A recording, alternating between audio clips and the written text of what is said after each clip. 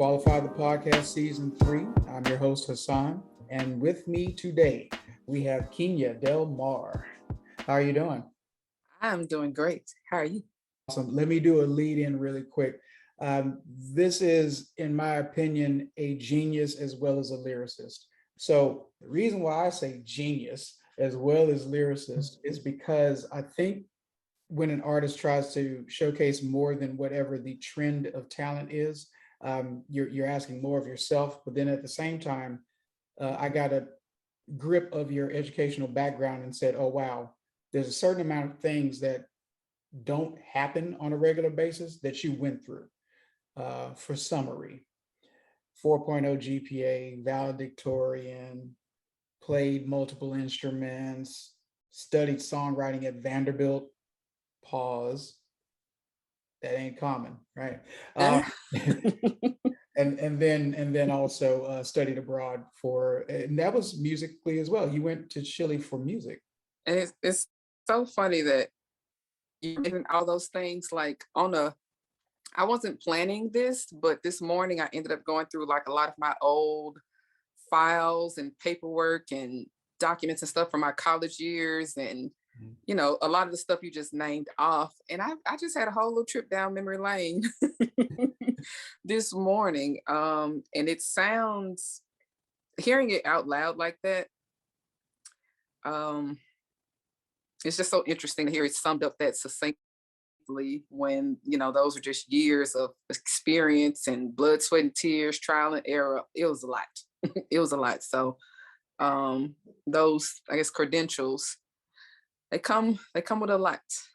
Yeah. Well, I mean, it should also come with a lot of smiles. I mean, we'll talk about the story, of course, but it's something that for my platform in particular, what I really like to find is an uncommon story or an exceptional credential somewhere, because it makes for an interesting conversation. It's not just, two people barbershop talk, which is cool too. I mean, that's absolutely fine. But what do you do when it's something else? What do you do when it is exceptional?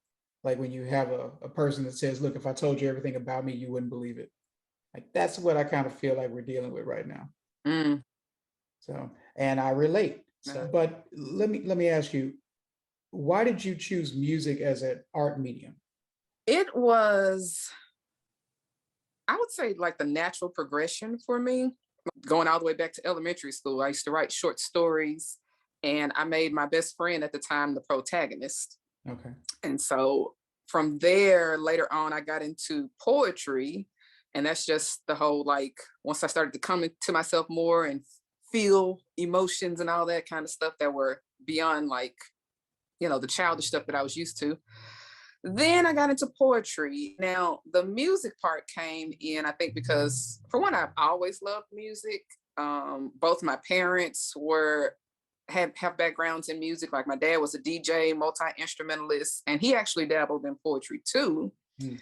And my mom is a singer, and now she's a songwriter too. So it was just one of those things where I naturally gravitated towards it because everyone around me loved it. My parents, my siblings.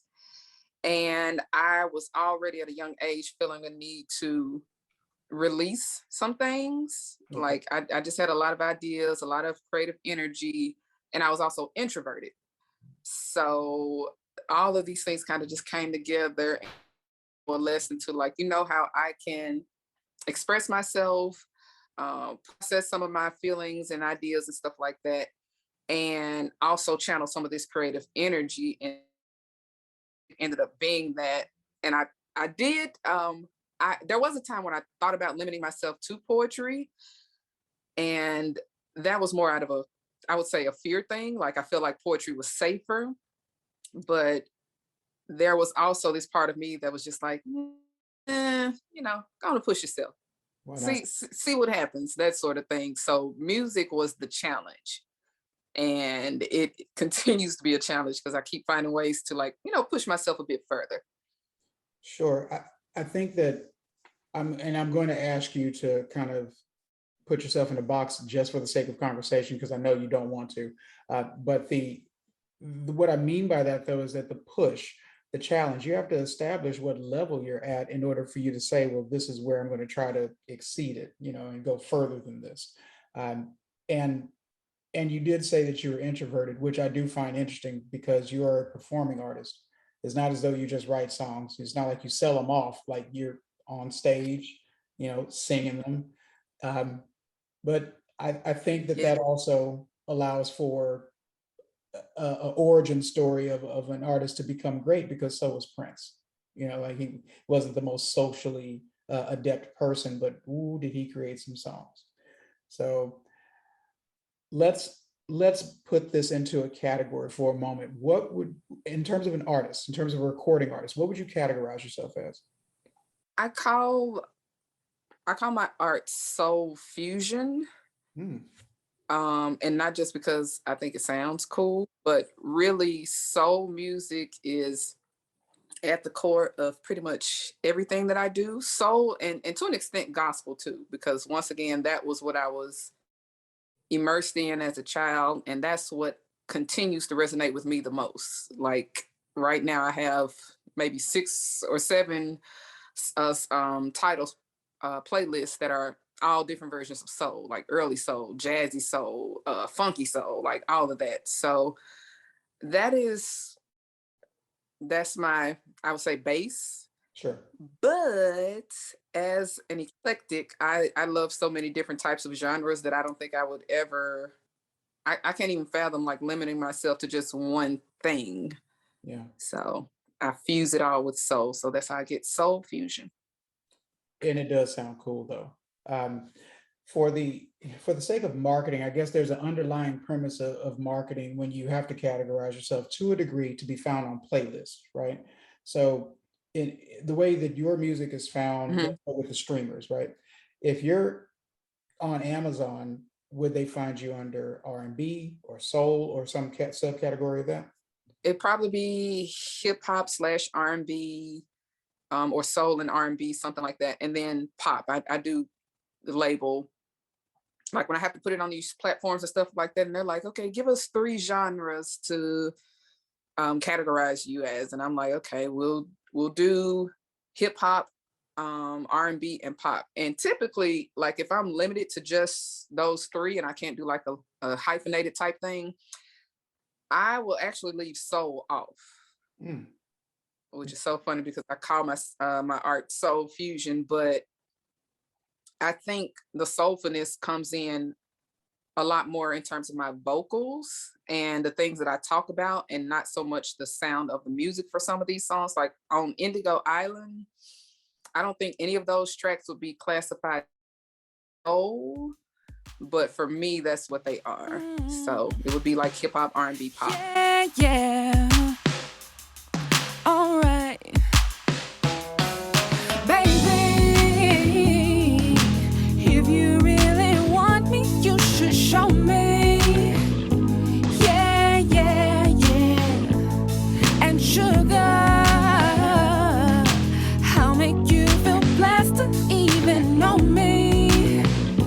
Yeah, yeah, yeah. If you love me. I definitely hear it. I hear the soul in it. I like Indigo Island. I like the vocal range that you give, and that is not me saying that as though I am anywhere near a singer. I just like good music, and I think I think that was a really nice song. So we'll talk about where to find all of your work. Of course, we'll put the links in the descriptions. But I just wanted to look at it that way, because if I look at in Indigo Island 2018 as one song, a record that's available. And then we look at the most recent project, which is Lyricism is Alive and Well. That is a totally different style. I mean, you are definitely in your Lauryn Hill bag, if I could say it like that. Like you're rapping, now you're spitting, and it's Shout out to Miss Lauren. Oh, yes. for sure. But I wanted to ask you, in terms of when you first started to release music. I mean, clearly you were making it and singing, and you found your voice, so to speak. But when was your first release? I did a project, Songs of Souls, Red, and the plan was to do like 3 different versions of that one, and that's kind of morphed into something else now. But That was back when I lived in Dallas, and I was literally like just sitting on the floor of my closet, recording those songs, doing the beats in my bedroom and stuff like that. Like it was a very, I would say, ambitious but also modest product. Yeah, I don't even know that I would call it modest. No, I'm gonna take that one out. It was ambitious. It was very ambitious, artistically speaking. With your GPA being what it was, and you graduate valedictorian, um, did you have a focus in school, like as far as classroom, because you played piano and saxophone, but was that something that you learned in high school, or did you learn it like off on your own? I took piano lessons for about 5 years, starting when I was 9 years old. Okay. And when I was in middle school, that's when I picked up the alto sax. And when I really got more into alto sax and stuff like that, um, I kind of lost interest in the piano. Um, in part because I guess I was looking at it as something kind of kiddie, and I wanted to be like this, in the marching band and stuff like that. Like piano was like whatever.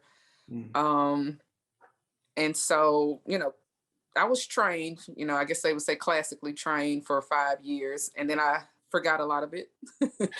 And when I did get into like performing and singing out and stuff like that, originally I wasn't playing anything. And for a bunch of different reasons, I decided to get back into piano. And at this point, I knew I would like go find sheet music for all the things that I wanted to perform and like my stuff and all that kind of stuff. So I just started learning to play by ear. Mm. And that became my new challenge at that point. It's like, okay, you're more comfortable singing, you're more comfortable performing, but what about singing and playing? Like, Right. now what? Now what? To which you do play piano and keyboard, like still, like even when you sing. Yes, yes. I haven't touched my saxophone in quite a while, but I have it. But the keys, like I have a whole little setup and everything that I do, and it has been. Of course, it was a good choice in terms of those two instruments because I can sing and play at the same time. Can't do that with saxophone, but there is something that happens when I really get into playing something on the keyboard, and I just feel like I'm absorbed in the music. And that's something that I didn't always feel beforehand when I got other people to play for me or if I was performing with tracks or a cappella. But there's something about being able to make the whole song yourself Mhm. where your only focus is just being in that moment, just being in that moment. Pretty cool. Excited just thinking about it. The your inspirations, I mean, just in reading about the bio, right? Your inspirations were Prince, Sade, Michael Jackson, Lauryn Hill, usual suspects. But also in listening to your music, I can see the influences. To which, I think it's fantastic that they're there, but it's not as though you're emulating them, but it definitely does feel as though you not necessarily classically trained, but you felt them and said, okay, this is a really good pattern of how to perform, which I like. I've kind of snuck and looked at YouTube pages of you performing out on the street, keep your head to the sky, which I love soul to soul. So when I'm looking at these now, I mean, these are older footages, but it does lead me up to the question of how COVID, has impacted your tour expectations, and have you actually done any shows recently? I have. I had a nice little run earlier this year when everybody was starting to kind of come back outside. I did a musical called A Fairy Tale, which was an original production by a fellow Memphian. Her name is, it's a whole thing. I got to get it right. Janita Nakamura.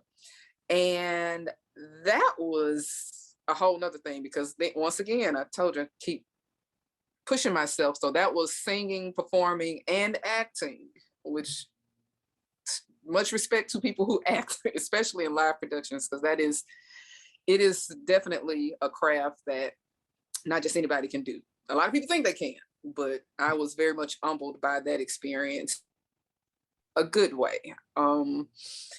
And I did a couple of like outdoor performances and stuff. Those are a lot more popular, of course, because of COVID. So I was able to get on stage at one of our local amphitheaters called the Levitt Shell. And that was awesome. That was rapping, singing, playing keys, working a stage much bigger than the ones that I normally get to be on, like, or the ones that I've been on previously. Like, it's a nice big spacious stage. It's really cool. And it's a big contrast to, of course, the COVID time when I just channeled most of my creative energy into making art.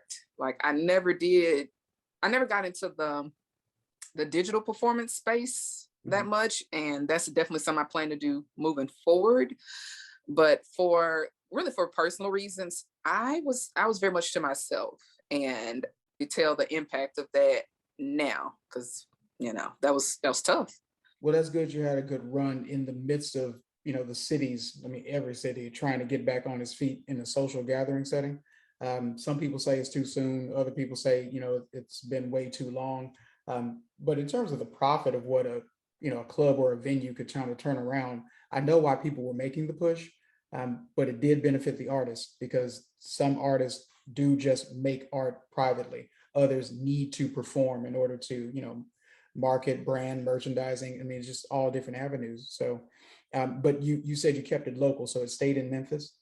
Yeah, everything was in Memphis. Either it was outdoors, or if you're inside, you got to have your mask and all that kind of stuff. And I've even performed with a mask on a couple of times, which is not too common, but part of it was me, wanting to take precautions, but the other part of me was just like, I wonder if I can do this and still sound good. And I feel like I pulled it off pretty good. Like, I was like, so either way, no matter the environment, like if it's in a space that's really small and I did want that extra layer of protection, or I just wanted people in the audience to feel a bit more protected, then I could do that. And I didn't do that often, but there was one or two times where I just left the mask on, did my set, and it was cool. Moving forward, I think definitely for 2022, I do want to beef up my digital presence quite a bit. One of my new goals is, okay, so make your art and find some non-invasive ways to be all up and on the internet doing your thing. Like, maintain my mental, but also use this tool for what it is. Because there's no comparing that. Now, I definitely do want to get out and branch out more, because I wouldn't say I've saturated the market here. Definitely not even close. I feel like I'm actually just really starting to make some waves. The music that tends to be most embraced here typically doesn't sound like what I'm doing. I feel more inclined to branch out a little bit and let people outside of my city enjoy it. Like, and if it resonates with them, then we'll add you to the fold. Like, it's someone else who is digging what I do. I like it. I mean, I'm an advocate of grassroots marketing, because, as you probably know, my experience in this started from my 20s, just trying to make sure that we got the word out in the right areas for everything that I was involved in. And we did really well at that. But that was pre-social media. I mean, it was pre-Facebook, it was pre-Instagram. The pivot is something that I believe has to be done for any level of direct to consumer marketing, because there is no way that you can do it outside of that. There's people who are going to support you in areas that you never would have imagined because of your activity online. And there is just no replication for it, none. I would say one of the things that has made Lyricism is Alive and Well such a fun project for me, and I would even say transformative, is the fact that I really gave myself permission to be all of me. With Indigo Island and the projects before that, it was more of I stuck more to what I felt was safer. Still me, very much me, but it was my more soulful, side, more songs about romance, more songs about, you know, just musings on life and all that kind of stuff. And for that time period, that felt good. That felt authentic. That felt real. But I also knew that there was more. Mhm. And so with Lyricism is Alive and Well, I definitely wanted to push myself lyrically. So I mean, like line for line, making sure that I was excited about everything that I put into the songs lyrically. Just being really spontaneous in how I did my background vocals and stuff like that. Like I didn't really want to play it safe on anything. There's more explicit language on this one, not a whole lot, like, you Notice. know. It's a modest amount, but on, you know, previous projects, I either tried not to use explicit language at all or just very little, very subtle this and that. But if I'm being myself, I like using expletives. I do, especially when I'm talking to people I'm super comfortable with. So this was more like, hey, I'm comfortable, I'm me. I want to talk about mature things. I want to talk about spiritual things. I want to talk about just my thoughts on our culture and stuff like that. And the spiritual part was also really big for me because I've been like really delving into a lot of philosophy and yeah. So that's kind of what this past year has felt like. Really starting with all of that COVID had more time on my hands than I knew what to do with. And so one of my things to pass the time was just, okay, let me learn stuff. Let me discover this and see what people think and listen to debates. And I started really getting into comedic spiritual science and stuff like that, and just learning all these different ways that people view the world, view reality, and realizing that it just put into perspective how limited my view was, even though in my circle, I'm considered one of the more open-minded people. All of that is relative. So like a lot of those ideas and concepts and realizations, they ended up being woven into the songs. And I didn't want it to sound preachy or super esoteric or anything like that. It's just in there, like sprinkled up and through. So it's a lot of me in here, but also just a lot of reflections on what it means to be human. If you were to pick a song that a person who has never heard your music before, you wanted them to listen to, what would be the first song off of this mixtape that you would tell them to hear? I have been directing people to My Ego, which is the song that samples Ego by Beyonce. Yeah. And I feel like it's a good combination of everything that I just described. So there are, of course, the beat is fantastic. The song was masterfully done by Beyonce. And let me just say, coming behind someone like Beyonce and being like, you know what, I'm gonna jack your beat and like do my own thing with it. That in and of itself is bold. That is not lost on me. But the good thing about that song is that I'm singing, I'm rapping, I'm doing you know, these ad-libs in the background that are, I would say, ornate. They're not just oohs and ahs. There's like some more complex stuff going on there. And I make references to a lot of different things. Like there are references to, of course, being confident, and also there's references to sex, which, like I said, in previous projects, I was trying to like, oh, let me not go there because that might be, it's like, no. So there's references to that. And then like some of the teachings and things that I've been exploring, which part of that was learning what the original definition for ego was and how that's morphed over time into where like now, normally when I hear people talk about someone having an ego, it's with a negative connotation. Right. As if that's something bad. But from what I currently understand, it's not good or bad. It's just, it just is. And what you choose to do with it determines like the result that you get. It's not so much like, oh, if you have an ego, you need to get over yourself, this, and that. It's like ego is literally like I, your identity, your sense of self, and all of that kind of stuff. And the balance there is being in tune with that, and in my opinion, cultivating, but not to the point where you assume that that's all there is. Like towards the end of that song, after I've, done all of my like celebrating my ego, my self-confidence and pride and all that kind of stuff. And then I get into the fact that even as I celebrate the I as an individual, I have to keep in mind that this I is not disconnected from all of the other I's around me. Like we're all one essentially, and we're just different manifestations of one. And that's where I am in my current belief. So all of that is packed into a few minutes of a pop, R&B song. Right.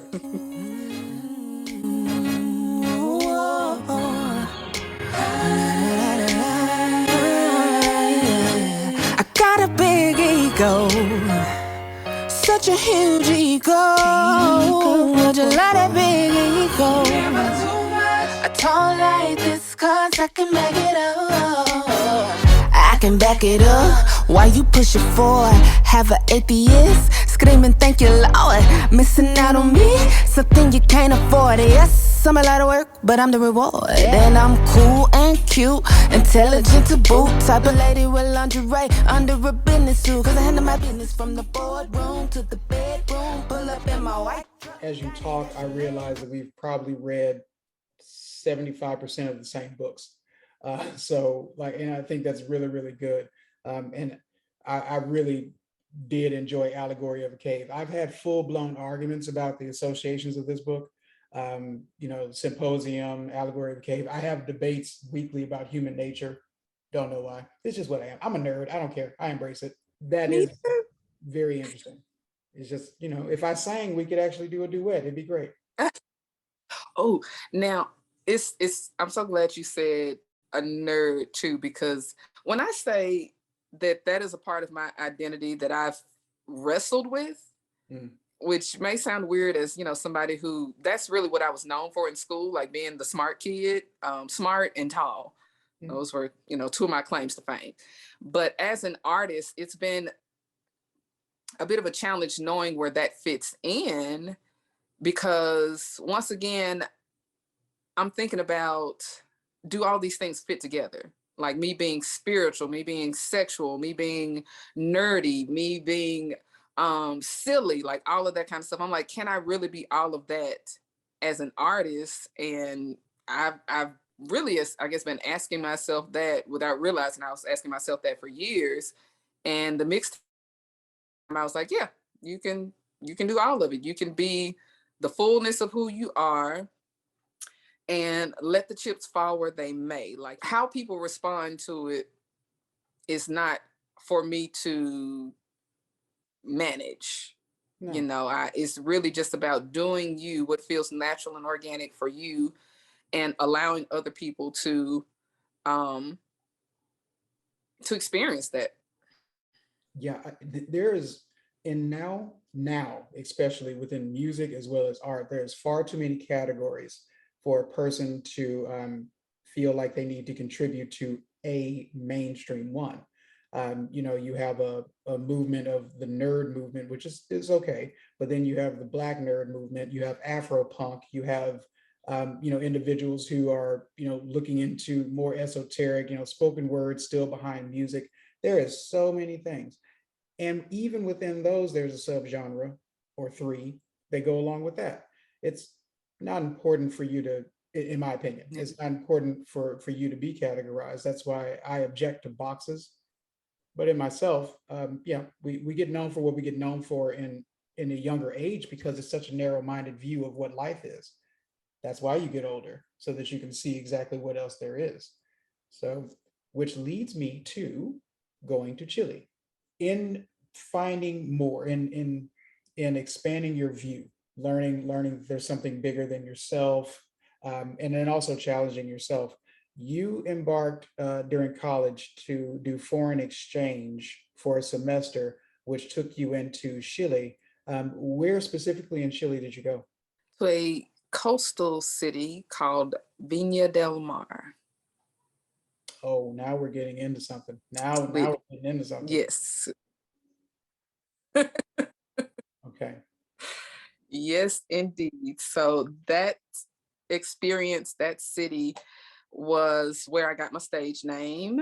Mhm. My given name was a bit of a challenge for my the family I was staying with. It was a challenge for them to pronounce, and like every time I tried, they were just like, huh, eh. So instead of telling them to call me Marquinha, Mhm. my Chilean family was not really able to work with that. It was just for whatever reason, like that name was not working for them. And so they just started calling me Kiña. And I was like, cool, you can call me Kiña. And they're like, oh, Kiña, como Viña, Kiña del Mar, like this and that, and became like my nickname. And I was like, I like that. I like that because the Del Mar part means by the sea and or from the sea. And and one of the reasons I even ended up there was because I wanted to be next to the ocean. And to this day, water still feels really um it's really soothing for me. Whenever I'm around large bodies of water, I'm like instantly reflective, like, now it's time to ponder the big questions, because I'm next to the ocean, all that kind of stuff. So that's where I got that name. And it has stuck with me since then. Like, feels good. No, it's a good one. I like it. I like the origin story as well. It's pretty cool. Thanks. Uh, so while you were in Chile, did you go anywhere else? Because I mean, a semester is what, 14 weeks, or was it accelerated? How did that work? No, it was a full semester, which I'm trying to think. When I tell you that is one of the most difficult experiences I've had, aside from like tragic stuff and all that. But just to basically pluck myself out of um my I would say comfort zone, even though college wasn't much of a comfort zone for me, but it was still in a language that I thoroughly understood and around people that I was familiar with and stuff like that. And to go from that to, but yeah, oh my goodness. So it was everything. It was the language, it was, customs, it was the fact that there's no central heating or AC in the home that I was living in. And that was pretty much the norm because like utilities and stuff were stupidly expensive. Um, and so like I got there in July, which was our summer, their winter. I'm freezing. I feel out of place. I'm barely able to communicate with people. And I am sticking out like the sorest because everyone there is what I would probably categorize as like either short to average height, Mhm. and they're all pretty much the same complexion in the part of town that I'm in. And so here's this tall, dark-skinned, barely, proficient person with an afro of all things. So I was, it was a lot. I think I underestimated how difficult that was going to be. Just trying to get my bearings, like trying to figure out this, and that. And when I finally started to get my rhythm about myself, like I'm able to participate in conversations with more ease to where like, instead of me thinking about, oh, how do I say this in Spanish? It was like, oh, like I just have this idea and I'm going to tell it to you without even translating in my head because I just really need you to feel where I am on this. So I'm into that. I'd gotten the hang of colleges. I'd somewhat managed to get the hang of their public transportation, which is a whole conversation in and of itself. Ooh. And yeah, like when I was finally like, okay, all right, I'm finding my way. It was like, and now it's time to go. It's time to go. Yeah, That was that on that. I get it. Yeah, I think that in terms of learning, the easiest way, or they would say the most recommended way, in order for you to learn something like that, is to go through immersion, which clearly you did. Um, one would argue that if you wanted to learn Mhm. Spanish any other way, it would take you maybe 2 to 3 times as long because you're not met with the need. You're just going through a process, and you have an assignment due by 12 noon on Sunday. This is not that. This is immediate communication needs in a foreign country. So I applaud you for taking the challenge. Mm-hmm. And clearly, it made you grow, even though it was a challenging experience. Yes, it helped me to grow in so many areas, like not just language skills, but the tenacity it takes to push through an experience like that and not first flight home. It was definitely pushing me beyond my comfort zone, and it came full circle for me because I ended up becoming an ESL teacher, so teaching English as a second language, and I was able to relate to my students in a way that most of my peers, my colleagues could, because I'd had some sense of that experience. Now, the biggest difference, of course, is that I didn't do it when my students did. Like a lot of them, the ones who came over and had little to no English, of course, they're doing this as elementary students. I was working with elementary kids at the time. And I just had a level of empathy and compassion for them because I was like, ooh, like it was a struggle for me as an adult, a young adult, but still an adult. And so to see my students come into my classroom, and you could just see on their face, they're just trying to piece together this whole experience. Things as simple as asking to go to the bathroom were a challenge. For most of them were fully competent in their other language. Yeah.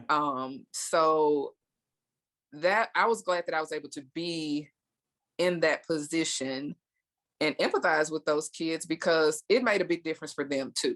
I could tell, like some of them, like my classroom became like a little bit of a safe haven for some of my.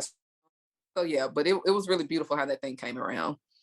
That's good. And then also it should, probably be said, just to highlight where you were, your Tennessee is not the most culturally diverse state in the country.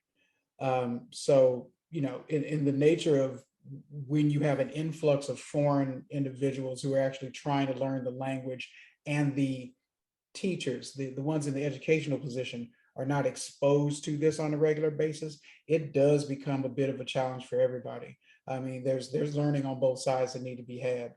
I'm glad you shared that, though. That's a unique experience, and a unique opportunity that you paralleled with your own experience in reverse, being in arguably a foreign country similar to theirs, just depending on where they came from.